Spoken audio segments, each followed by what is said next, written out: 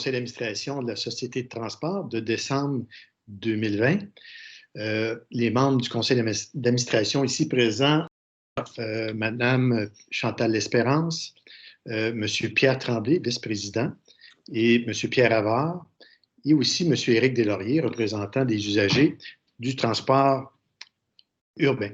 Il y a Mme Évelyne Baudin qui devrait se joindre à nous. Puis vous allez excuser Mme Dany Grondin, qui est membre représentante du transport adapté, mais pour des fins médicales, malheureusement, elle ne peut être là. Nous sommes aussi assistés des gens de l'administration, M. Patrick Dobson, directeur général, Mme Suzanne Méthode, directrice générale adjointe et trésorière, M. Michael Gauthier, directeur des ressources humaines, M. Louis Andrénaud, directeur du marketing, M. Stéphane Veilleux, directeur des opérations, et Mme Josée Cloutier, adjointe administrative à la direction générale. On irait avec l'ouverture de l'Assemblée et l'avis de convocation et certificat de signification. Lecture et adoption du procès-verbal de la séance ordinaire du 11 novembre 2020. Membres du conseil d'administration, si on prend la lecture du procès-verbal, ça représente les décisions qu'on a tous prises ensemble. Oui, c'est conforme. Oui. Merci beaucoup. On irait avec l'adoption de l'ordre du jour. Monsieur le directeur général, il n'y avait pas de sujet additionnel à mettre à l'ordre du jour. Aucun sujet additionnel, Monsieur le Président. Merci beaucoup.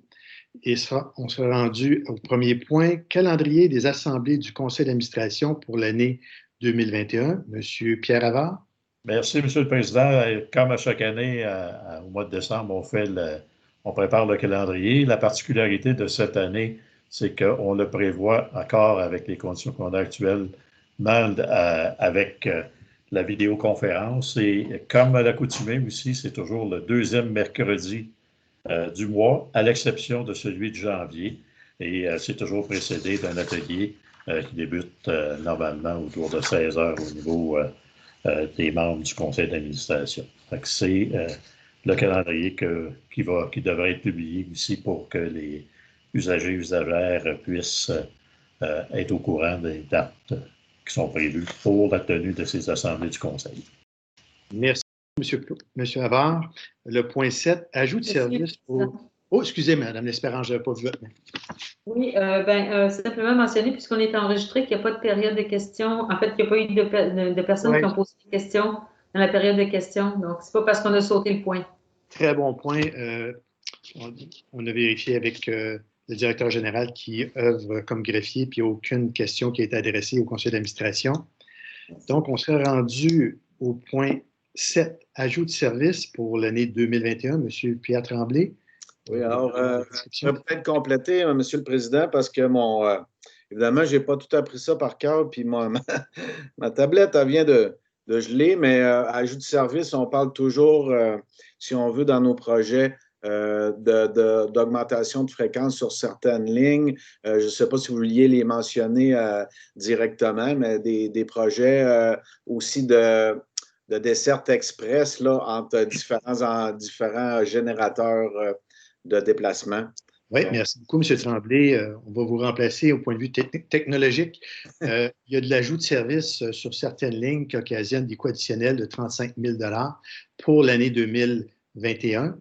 Si on prend sur un coût annuel, on parle de 105 000 Aussi, une desserte qui va être ajoutée au CHUS Fleurimont pour un montant de 20 000 pour l'année 2021. On parle d'un coût actualisé ou annualisé plutôt de 60 000 Et aussi une desserte additionnelle dans le secteur du plateau McRae avec l'augmentation ou la densification du secteur.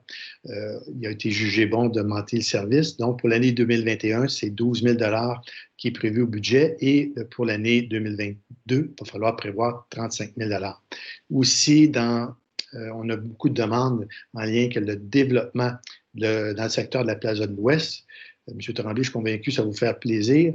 Le lien serait entre la Plaza de l'Ouest et le CHUS Fleurimont. Pour l'année 2021, c'est un montant octroyé de 55 000 et pour un coût annualisé de 160 000 Donc, ce sont les ajouts de services qui vont être annoncés plus précisément au cours de l'année. Mais d'ordre budgétaire, ceux-ci vont être intégrés au budget qui va être présenté sous peu pour l'année 2021. Merci, M. le Président. Merci, M. Tremblay. Approbation d'une convention cadre pour divers achats regroupés pour 2021. M. Deslauriers, pouvez-vous en faire la présentation? M. Deslauriers, on vous a perdu. Donc, je vais faire la lecture pour M. Deslauriers. Désolé, Marc. Désolé, mon micro était coupé. Donc, oui, effectivement, approbation d'une convention cadre pour divers achats groupés 2021. Donc, dans le fond, il est recommandé que la Société de transport s'engage par la convention cadre pour divers achats regroupés 2021 qui vise à mandater au terme de l'annexe 1 chacune des sociétés à être soit mandataire, mandatante ou non participante, et ça pour chacun des achats regroupés qui y est mentionné. Donc, dans le fond, c'est pour faire des achats groupés là, entre différentes sociétés de transport. Donc, 9 sociétés de transport qui sont membres de l'Association des transporteurs urbains du Québec. Merci beaucoup, M. Deslauriers. Sera rendu au point 9, autorisation donnée au directeur général concernant la modification de la convention d'exploitation publicitaire des abribus et des autobus. Madame Baudin, voulez-vous en faire la présentation? Oui, excusez, c'est le délai d'ouvrir son micro. En fait, c'est à cause de la pandémie qu'il y a eu durant l'année 2020. Il y a eu une réduction de services puis une baisse d'achalandage. Donc, on s'est dit qu'il valait mieux modifier certaines dispositions de notre entente quant à l'exploitation publicitaire des abribus et autobus avec Québecor. Donc, voilà ce qui est recommandé. C'est pas mal ce qui est écrit dans le sommaire. Je me demandais juste, en fait, si on pouvait avoir un peu plus de détails là, de l'administration. J'imagine que c'est quoi? Ça doit être parce que... Ça a été expliqué en atelier de travail. En réalité, c'est sûr que c'est en lien directement avec la COVID. L'affichage ou la publicité qui est vendue sur nos autobus ont connu un ralentissement dans leur vente. Ça représente, je suis convaincu, l'ensemble des secteurs de publicité, autant journaux, on a entendu parler, télé et radio. Donc, on va négocier avec notre fournisseur pour s'approprier certains panneaux qui ne sont pas utilisés pour des fins non commerciales qui pourraient servir à la société de transport, au centre de mobilité durable et d'autres activités qu'on pourrait encadrer. On sent bien qu'un projet de fidélisation, tous les projets qu'on a au CMDS, donc on pourrait se servir de cette plateforme-là pour commercialiser ou publiciser nos bons coups. Merci. Point 10. Autorisation donnée au directeur général concernant la modification de l'entente laissez-passer Université de Sherbrooke. Madame L'Espérance. Oui, alors, au mois de décembre 2019, on avait, le conseil d'administration de la STS avait renouvelé l'entente avec l'Université de Sherbrooke qui s'appelle laissez-passer pour une période de 5 ans, donc du 1er janvier 2020 au 31 décembre 2025. Mais on connaît tous là, qu'il y a eu une situation de pandémie COVID-19. Donc, il est requis de revoir certaines des modalités de cette entente pour la session d'été 2020. Et aussi, il est requis que le directeur général, à cause justement de cette situation de pandémie, soit autorisé à modifier l'entente rétroactivement, laisser passer l'Université de Sherbrooke. Donc, la résolution consiste à modifier l'entente pour refléter finalement la situation particulière de pandémie en vigueur au Québec. D'autoriser le directeur général à négocier ces modifications de façon à tenir compte des impacts pour la période de l'été 2020 et qu'il soit autorisé aussi rétroactivement au 15 mars 2020 à convenir pour la Société de transport de toute modification à cette entente avec l'Université de Sherbrooke. Merci beaucoup. Le point 11, budget de la Société de transport pour l'année 2021. Madame la présidente du comité des finances, voulez-vous en faire la présentation ou les faits saillants ou je peux le faire pour vous? Peut-être que vous pouvez le faire. Il y a juste au niveau de la grille tarifaire, je crois qu'on ne l'avait pas déjà présenté au conseil municipal. Oui, ça a déjà été déposé.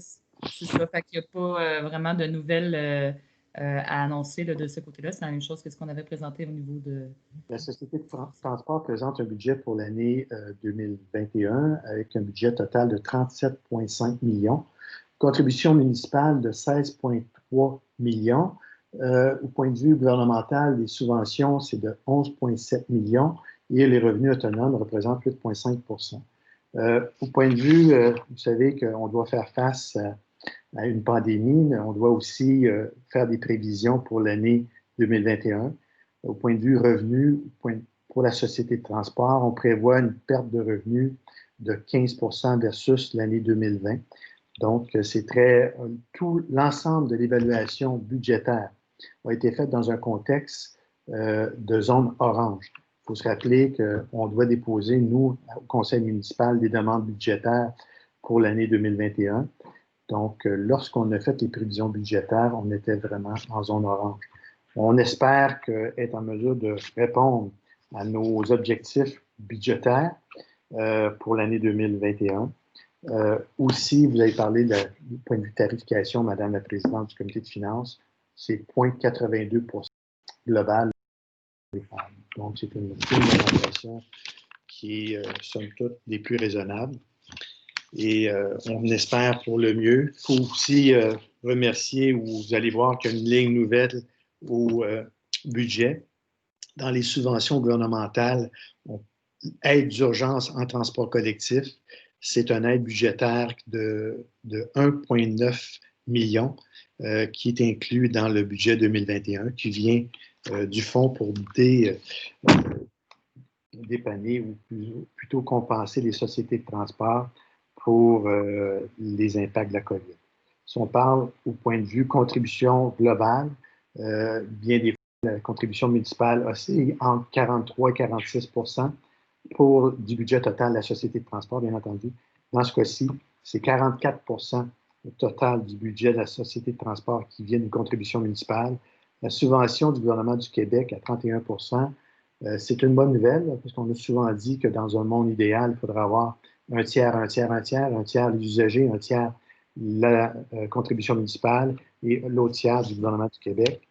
Et les revenus autonomes pour l'année 2021, ça représente 25 Donc, merci à la direction d'avoir présenté le budget. Et merci beaucoup à Mme Méthode. On reviendrait à l'agenda. Point 12, programme des immobilisations pour l'année 2021-2025. C'est M. Tremblay qui va en faire la présentation. Oui.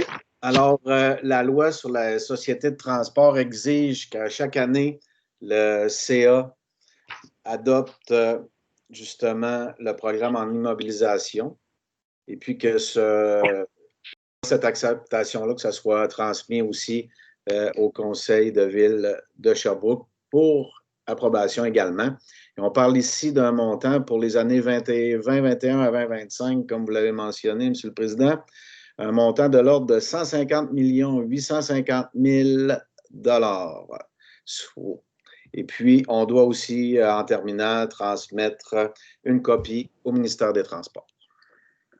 Parmi les projets principaux qui sont dans les budgets d'immobilisation, on parle 1,7 million pour l'implantation du paiement par carte ou QR code, qu'on dit, 1,4 million pour remplacement de logiciels d'entretien, 6 millions pour remplacement d'autobus hybrides, c'est 6 autobus en principe, gestion, assignation et opération, 1,5 million pour le remplacement de nouvelles technologies, et aussi 3,3 millions pour modernisation du système d'aide à l'exploitation et information voyageurs. En atelier de travail, dans un des projets qui nous a été présenté, on est en mesure de constater l'importance d'être en mesure de mesurer l'utilisation du transport en commun en période de pointe ou en haute période.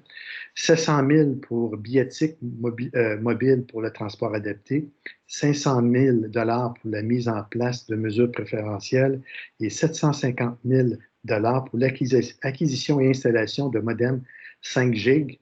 Et j'ai pas est-ce que le 5 G est rendu à Sherbrooke? On m'a dit non, mais il arrive déjà programmé pour le 5 G, c'est-à-dire que quand ça sera implanté, on aura une longueur d'avance, on n'aura pas besoin de changer ces installations-là dans nos véhicules.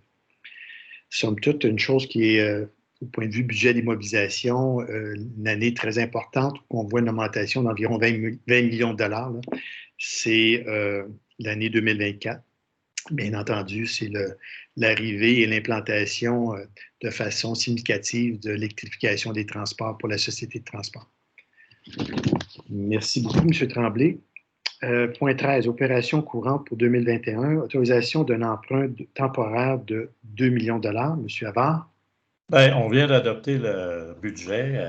Si on regarde bien dans le budget, on prévoit recevoir des subventions au niveau du gouvernement de 11 794 300 $ et aussi de la Ville recevoir du financement au terme de 16 349 000. Il y a une réalité, c'est que ces montants-là n'arrivent pas toujours à date fixe. Par contre, nos dépenses, eux, ils sont à date fixe et les salaires aussi. Et c'est dans cette cadre-là qu'on a besoin d'une marge de crédit. C'est déjà prévu au règlement de la SDS, le règlement 124 qui prévoit. Et cette marge de crédit est à 2 millions auprès de la Caisse des Jardins des Deux-Rivières à Sherbrooke. Et c'est au taux n'excédant pas le taux de base là, que la Caisse nous fait ce prêt, là, cette marge de crédit-là. Merci. Mais merci beaucoup, M. Havard. Point 14, levée d'option pour une période de 7 ans du contrat lié à l'appel d'offres 1304, correspondant au renouvellement du contrat de support de l'entretien Giro Accès. M. Deslauriers? Oui, donc, un peu comme l'autre point avant, on parle ici encore d'un consortium qui regroupe les sociétés de transport de Sherbrooke, de l'Outaouais, du Saguenay ainsi que de Trois-Rivières qui ont procédé à l'implantation d'un système d'aide à l'exploitation en temps réel pour le transport adapté. Donc, en gros, ça permet d'améliorer le suivi là, en temps réel des déplacements là, des chauffeurs et tout. Donc, le cadre de cette résolution, c'est de autoriser le directeur général en tant que donneur d'ordre et membre du consortium, conditionnellement à l'acceptation de toutes les sociétés autres membres du consortium, à procéder à la levée d'options auprès de Giro Inc., qui est la compagnie avec laquelle on ferait affaire, pour la période qui inclut le 21 mars 2021 jusqu'au 20 mars 2022, selon les coûts indiqués dans le tableau ici bas, toutes taxes exclues, qui seront indexés à la moyenne de l'IPC. Merci beaucoup, M. Deslauriers. Parfait. Point 15, départ anticipé à la retraite et modification de la rente des employés dont la liste figure à l'annexe A de la présente. Madame L'Espérance, présidente du comité de retraite. Oui, alors il y a certains employés, en fait, sont au nombre de 27, qui ont pris une retraite anticipée pour la période située entre le 1er janvier 2016 et le 1er août 2020. Alors, les matricules de ces employés figurent à l'annexe A du dossier. Alors, conformément aux lettres d'entente des différents corps qui représentent ces employés-là, des corps de travail, conformément aussi à l'article des manuels des conditions de travail et aussi les articles du règlement du régime complémentaire de retraite des employés réguliers de la société de transport, les actuaires au régime ont préparé un certificat actuariel qui doit être enregistré auprès de la Régie des rentes du Québec et de Revenu Canada. Alors, pour pouvoir faire ça, le conseil d'administration doit adopter la résolution suivante. Alors, c'est que la STS accepte le départ anticipé à la retraite des 27 employés dont les matricules figurent à l'annexe, dont j'ai mentionné le titre tout à l'heure, que la STS autorise le recours à l'article 4.2.3, paragraphe C, alinéa II, du règlement du régime complémentaire de retraite des employés réguliers de la Société de transport de Sherbrooke, permettant de bonifier la rente de retraite des participants. Alors, le coût de la bonification étant de 637 575 $ et ayant été versé par l'employeur en 2 versements, soit le 10 octobre 2019 et le 24 septembre 2020. Merci beaucoup, Mme Espérance. On pourrait peut-être demander à Mme Méthode, on parle de régime de retraite anticipé, mais elle pourrait peut-être nous parler de retraite. Mme Méthode, je crois que j'avais dit quelque chose à discuter avec les gens du conseil d'administration. Monsieur le Président, vous me prenez un peu à court, mais oui, alors je vous annonce que je vais prendre ma retraite en 2021, soit au printemps, pour le 1er mai. Voilà, c'est une décision purement réfléchie et je suis rendue là. Les membres du conseil d'administration, j'ai essayé de la convaincre avec plusieurs arguments, plusieurs opportunités, plusieurs flexibilités, autant agenda, travail, tout ça. Et Suzanne merci beaucoup. Tu es encore là jusqu'au mois d'avril. Là. Mais premièrement, c'est sûr que je suis tout à fait d'accord avec la décision que tu prends, mais je suis convaincu que l'ensemble des gens du conseil d'administration sont heureux pour toi, mais tristes pour nous autres de te voir partir si tôt. Mais il nous reste encore 4 mois à travailler ensemble. Donc, le budget de ce soir, c'était le dernier. Et c'était ton 12e, hein, tu me disais, Suzanne? C'est ça. Donc, ouais, Par contre, merci. Monsieur le Président, moi, je vais avoir la chance de travailler encore un petit peu avec elle pour les réunions du régime de retraite. On en a peut-être une ou deux avant qu'elle s'en aille, c'est ça, Madame Metta? Avec plaisir, Chantal. Merci. Oh, excusez-moi. Point 16. Dépôt des comptes rendus des réunions du comité de pilotage du Centre de mobilité durable de Sherbrooke, CMDS, du 9 juin au 16 octobre. Grosso modo, dans les bilans ou le résumé, bien entendu, il y a le bilan de la semaine de la mobilité durable. Ça a été quand même une situation très particulière avec la COVID, mais il y a quand même eu 113 participants webinaires organisés, 775 participants au défi sans auto solo et 88 organisations participantes, 325 masques offerts pour la distribution au cégep de Sherbrooke. Bien entendu, c'est des masques COVID. 250 cartes pratico-distribuées aux partenaires. Plusieurs passages de transport en commun offerts gratuitement grâce à Invite un ami de la STS. Aussi, la création du comité aviseur transport actif. On attend toujours la résolution du conseil municipal pour officialiser le tout. Et aussi, un programme de fidélisation. On est en train de travailler avec le Bureau du développement économique à la mise en place de programmes de fidélisation pour les adeptes transport en commun, transport actif, covoiturage, qui pourraient venir renforcer l'économie locale. C'est tout pour le Centre de mobilité durable. Point 17.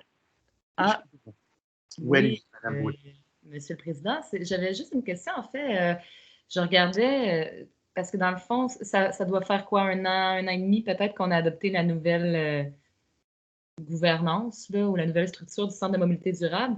Fait que là, dans le fond, les procès-verbaux qu'on a eus jusqu'à maintenant, c'était généralement des procès-verbaux du comité de pilotage. Puis sur le comité de pilotage, comme élu, il y a seulement vous, c'est ça? Sur le comité pilotage, à moins je me trompe, il y a monsieur, attendez, absent, il y avait Yves Tremblay. Sur celui-là, oui, il y a seulement. Excusez-moi, il y a quand même plusieurs comités qui sont là. Il y avait la rencontre des partenaires qui avait lieu cette semaine, hier. Au comité des partenaires, il siège la présidente du comité de sécurité publique, la présidente du bureau d'environnement, le président du comité d'urbanistes et aussi il y a le grand comité qui se rencontre une fois par année, le comité aviseur qui regroupe, dont vous faites partie. On s'assure d'avoir une présentation des enjeux qui vont être amenés à la table du CMDS en début d'année, une fois par année, à savoir, idéalement, ça serait en début d'année. Et aussi, il y a les élus, comme vous parlez, que vous faites partie. Et aussi, on invite aussi les élus provinciaux et fédéraux pour bien comprendre les enjeux en lien avec la mobilité durable. OK, merci. Merci à vous. OK, je suis rendu au point 17, augmentation de la valeur du contrat STS-1065, développement et déploiement d'un intranet. Madame Baudin. Oui, donc, considérant que la STS a attribué un contrat de gré à gré lors de la séance du conseil d'administration du 12 février à l'entreprise L'Unique Intelligence Technologique au montant de 40 440 $, toute taxe exclue pour le développement et le déploiement d'un intranet. Considérant que la STS a ensuite procédé à une demande de changement au montant de 2 450 $ avant taxe.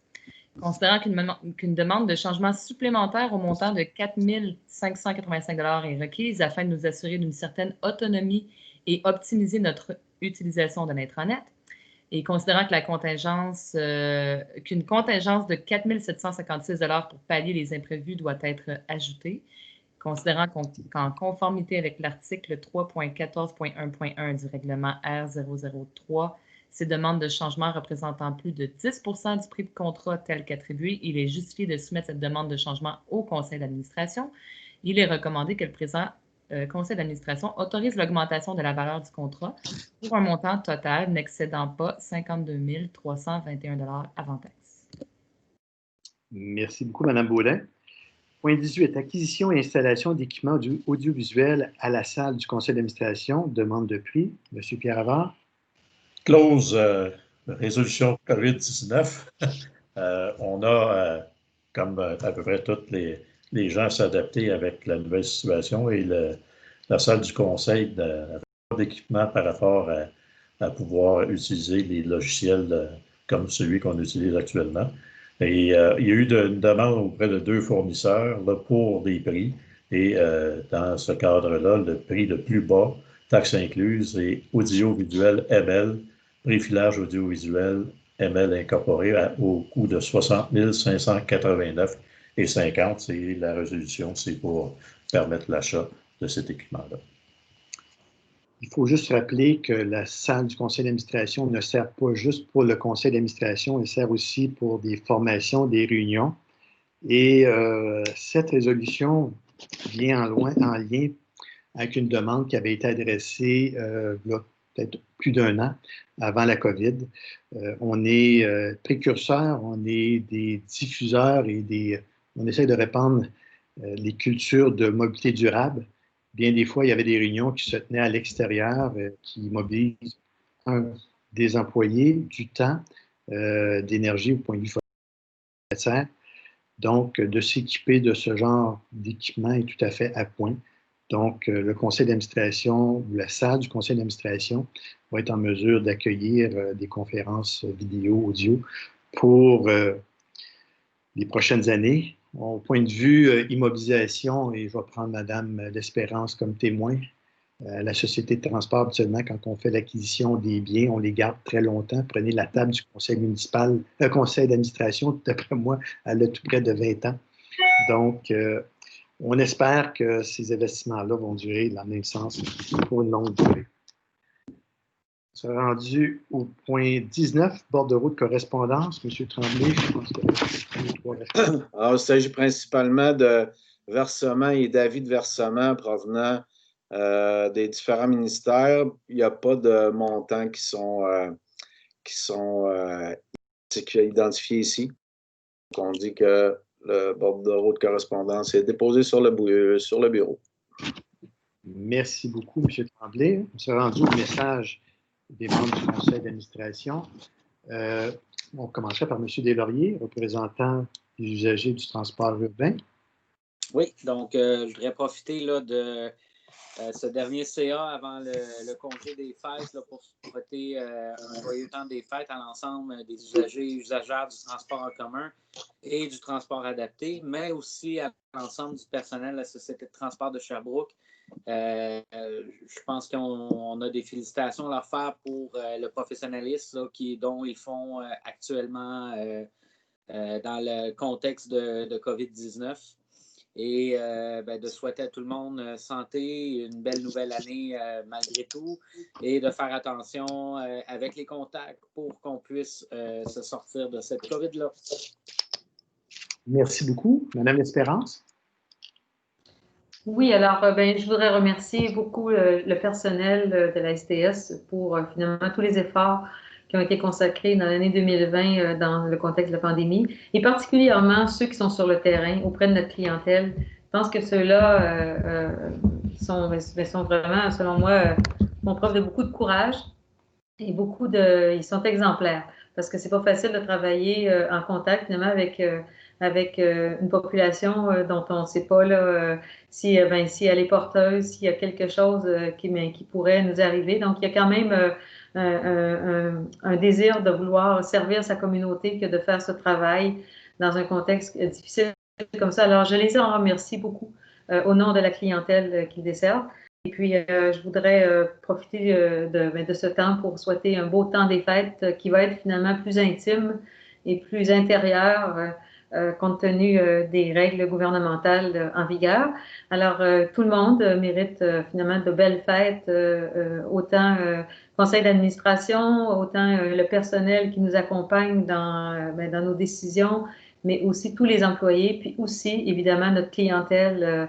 Donc, l'important, c'est de demeurer en santé, de respecter ces règles-là pour qu'on puisse demeurer en santé et s'en sortir le plus rapidement possible et avec le moins de heurts possible de cette fichue pandémie. Merci beaucoup, Mme L'Espérance. Mme Baudin, avez-vous un message pour nos auditeurs ou nos téléspectateurs? Auditeurs et auditrices. En fait, mon message était surtout par rapport à... Je pense que je suis encore sous le choc d'apprendre le départ à la retraite de Mme Méthode. Vraiment, pour moi, en fait, j'imagine qu'on va avoir le temps de faire nos adieux ou en tout cas nos au revoir plutôt dans une prochaine séance. Mais je tiens quand même à dire que pour moi, Mme Méthode, c'est le visage de la touche féminine à l'intérieur de la STS. Vraiment un apport solide dans une équipe, quelqu'un sur qui on sentait qu'on peut se reposer avec confiance. Vraiment, je dirais même un modèle pour moi. Je pense que j'ai toujours senti la passion dans le travail, dans le dévouement pour le service public. Puis je trouve que c'est un beau modèle à offrir aux gens de croiser des personnes comme Mme Méthode. Donc, voilà, c'est mon petit témoignage ce soir parce que je l'apprends et je suis encore sous le choc. Alors, voilà, merci Mme Méthode et heureuse de continuer à travailler avec vous encore jusqu'au 1er mai parce que je suis sûre qu'il reste encore beaucoup de travail sur la planche d'ici là. Merci, Mme Baudin, de prolonger son mandat. Elle a parlé du 1er avril. On est en train de l'avoir tranquillement. Monsieur Pierre Havard. Je ne répéterai pas ce que Mme Baudin vient de dire, mais je partage entièrement son opinion de ce qu'elle nous a dit par rapport à Mme Méthode. Je pense que dans les organisations, souvent, c'est des postes qui ne sont pas nécessairement au premier plan, sauf que c'est des postes capitales. Et je pense qu'on voit très bien que le capitaine qui est à la barre est à la hauteur de la situation depuis plusieurs années. Autre chose, bien sûr, les vœux à toutes et tous les travailleurs, travailleuses de la société de transport à tous les niveaux, aux membres de l'administration. Je pense que l'année qui s'achève en même temps, elle a été remplie de défis et je pense que tous et toutes, on est en mesure de voir que les défis ont été relevés d'une très grande façon par tous et toutes. Merci. Merci beaucoup, M. Havard. M. Tremblay? Oui, merci, M. le Président. Alors, mon message va s'adresser également à Mme Méthode. Mme Méthode, ça a été un privilège de travailler avec vous. Et puis, moi, je veux me rappeler de vous comme la meilleure vulguratrice pour lire un rapport financier. Vraiment, là, j'ai eu en consulter plusieurs au cours de ma vie professionnelle, mais ou en entendre ou avoir des présentations, puis vous êtes assurément la personne qui est en mesure de le vulgariser. Même, c'est déjà pour moi, le mot est dur et difficile à dire, puis vous nous rendez ça vraiment, parce qu'on s'entend que c'est peut-être pas un Oscar là, quand on présente un rapport financier, mais vous avez toujours été en mesure de le rendre intéressant, puis surtout de le rendre facile à comprendre. Alors moi, c'est ce que je veux retenir de vous. Et puis, je ne suis pas égoïste, mais je vais plutôt dire qu'il y a énormément de gens qui vous ont peut-être manqué au fil des années, qui vont pouvoir, à leur tour, profiter de votre présence, de votre sourire communicateur et de votre bonne humeur. Alors, merci pour tout ce que vous avez fait pour la STS. Merci, M. Tremblay. Moi aussi, je vais dire merci beaucoup à Suzanne. Il nous reste encore quand même 4 mois pour l'année 2021. J'ai eu le plaisir de travailler avec toi, Suzanne, durant ces 12 années-là, une grande partie de ces années-là. Le rôle de président d'un conseil d'administration, c'est doit donner confiance aux gens qui l'entourent, qui sont les gens de la direction générale. Et je peux vous dire plutôt que aucunement, j'ai jamais eu aucun problème ou aucune inquiétude en lien avec l'organisation de la Société de transport, encore plus au point de vue financier. Pour avoir été à plusieurs reprises au conseil municipal pour défendre et, comme disait M. Tremblay, vulgariser le budget de la Société de transport, pour avoir connu 3 directrices ou directeurs du service des finances ou trésorier, vous êtes parmi de ceux ou celles qui vulgarisaient de façon de main de maître le budget de la STS, puis aussi pour le conseil d'administration. Donc, Suzanne, il nous reste encore 3-4 mois, mais merci encore pour toutes ces années.